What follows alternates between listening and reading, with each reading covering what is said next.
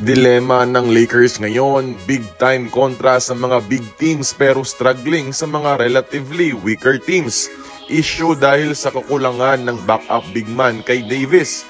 Sayang lang dahil naunahan sila sa young promising center na to, pero pwede pa sila maka-jackpot sa mala DeAndre Ayton big na available pa ngayon. Pero bago natin pag-usapan, palike naman ng ating video bilang suporta. Isa sana sa mga potential prospect ng LA sa free agent market si Darius Bazley, 6'10 athletic big man na dinodomina ang G-League ngayon.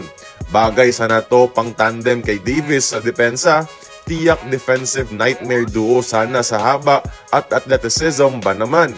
Offensively, suwak to kay LeBron pero nauna na sa kanya ang Utah Jazz. Sayang lang dahil imbes na si Harry Giles, sana ito na lang inofera ng LA ng roster spot. Pero hindi pa naman huli ang lahat dahil may hidden gem pa sa free agency. Si 6'10 Nigerian center Chimezi Metu. Huling naglaro this season sa Phoenix Suns bago makat. Pero so far, promising pinapakita nito with flashes of being a dominant backup big man.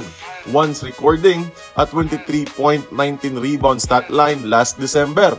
Occasional stretch center din to na pumupukol paminsan-minsan sa tres. Overall, sa build ng katawan at playstyle, medyo may hawig ang laro nito kay DeAndre Ayton. Siyempre, budget version kung gamitin ng tama.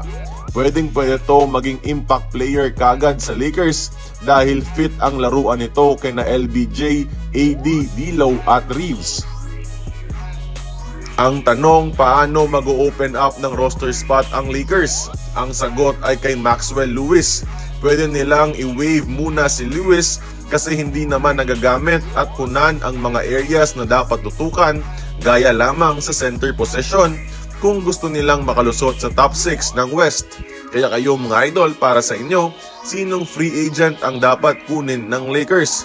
Join the conversation, magkomento lamang sa ibaba.